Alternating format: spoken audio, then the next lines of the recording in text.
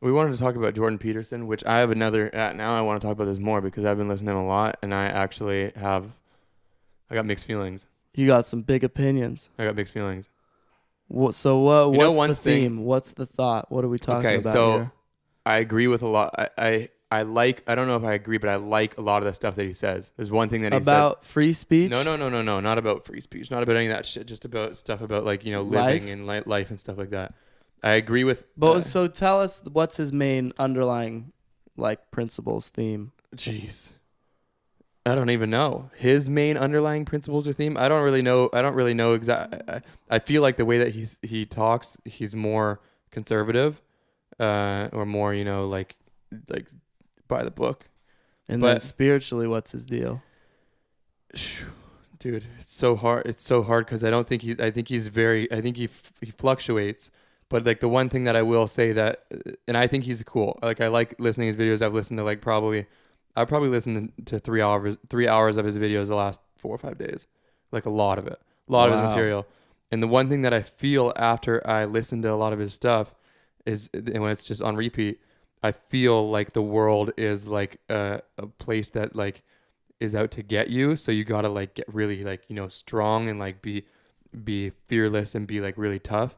And like in the last like 3 days, like I'm usually a pretty like easygoing, like gentle, like really open kind of kind person. In the last 3 days, like I've almost snapped back into the ways that I was when I was a hockey player, like the fucking gorilla? aggressive, Yeah. like aggressive, and I'm No, and you I had do. a full different countenance. Like 2 years ago, you were kind of more like, oh, I don't wanna fuck anyone Yeah, up. yeah, exactly. You were for sure. That's exactly the way that And I now felt you're like the very, last. I'm way more chill. happy and Before I used to be like I used to live like that. I used to have that. That was the vibe you gave My off, for outlook sure. before on life used to be like everybody wants to see you fall.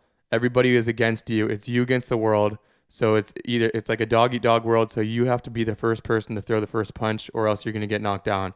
And so I was literally like every moment prepare for war, go out there and crush people and like just be a badass. And it didn't work for me. It didn't work for me, and I didn't like living like that. And now I'm more chill, I'm more easygoing and stuff like that. But when I listen to Jordan Peterson, I'm just like, I go back to that. Oh, he's a fiery, like aggressive. He like, I feel like he's a great person for to learn some things. Like it's the stuff about the Bible and stuff like that is interesting. Do I know if it's completely true or not? I don't know, but the stuff that he like breaks down the Bible and stuff is really cool, interesting stuff to hear. And the one thing that he said that I really loved that I showed Sam this video, it's called Aim High and Live in the Present. I posted on my story. And it just talks about like think about like the highest version of you that you can conceptualize and then try and walk towards that at all times. So it's like aim to the highest good that you can do in the world that affects you and affects all of the others around you, and then walk towards that and live in the present. And like so the concepts of that video were really cool, but like the stuff that he says in other videos, and I don't know if it's true or if it's false, or if I don't really know like the politics and stuff like that, but just the way that he talks and the way that his videos are catered, when I stop listening to him, I'm like, yeah, I'm gonna fucking be the most fearless motherfucker. Like life is But suffering, when you think and like that way, you're gonna create situations. You're gonna create obstacles. it makes everything like hard. It Yeah. turns you very, very hard. No, I think this is a great question, and that's a big question of.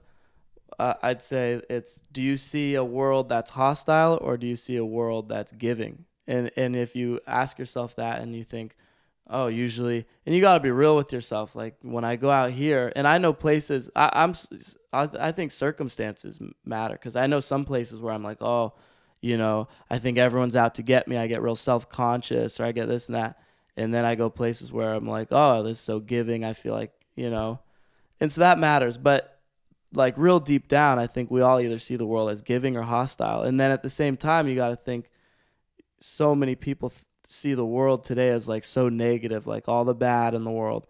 But if you think about it, we just have so much more access. We see everything on the internet. Life is so good today. In reality, it's like we have so much. I'd say we live like a 12th century king would live. We have probably better food than a 12th century king. We probably have a nicer shower. Probably even a nicer bed, Yeah. It's like in reality, if you have your perspective, it's like life is I think way better today. Dude, the one thing that after I read The Untethered Soul, like gave me this thing was like before I told you, I called it the shift. And it was literally from looking at the world from a lens of fear to looking at the world from a lens of love. It was like a you versus me or like we, you know? Yeah. So it was win-win. Yeah, it was, and it winning. was like, it's a whole different fucking world. Yeah. And like when I listen to Jordan Peterson, he does talk about doing good and, you know, creating heaven on earth, like helping to create heaven on earth, creating a good place to live. But like when the way that it comes off, maybe, I don't know. But like for some reason, after I listen to it, I look through a fucking lens of fear. And it's a lens that like, when I get into a lens of fear, it's not like, oh my God, I'm scared of everything. It's like, oh my God, you pose a threat to me, so I'm going to fucking kill you. I'm not joking. It's like, oh my, seriously. It's like, yo, I'm scared. I'm fearful, so I'm going to rise up and I'm going to overcome you. Rather than like, okay, if it's not a threat, it's just, you know, looking through love. It's like, you know, we can coexist. You know, you're not a threat to me because you're not bothering me. It's a totally different world. And so I don't know. I have mixed reviews. I don't know about the politics stuff. I agree with like what we were talking about before about like the freedom of speech stuff. I think is cool, and I agree with a lot of that. But just maybe it's just the way that he approaches it. Like it just makes me it makes me aggressive. It totally does. I was reading the Martin Luther King speech this morning, the I Have a Dream one. Great speech. And I don't think it was in that speech, but that quote he has. What is it? You cannot drive out darkness with darkness. You can only drive out darkness with light. Right. You cannot drive out hate with hate. You can only drive out hate with love. Yeah.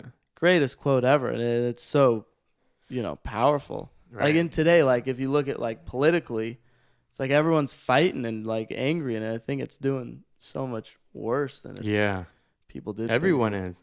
There's so many love, because if you think about it, us humans, I don't think we really have that many differences. At the end of the day, we like eating food, we like being happy. I think we can all agree, we all like good food, we like being happy, we like, you know, our relationships, our friends, our family.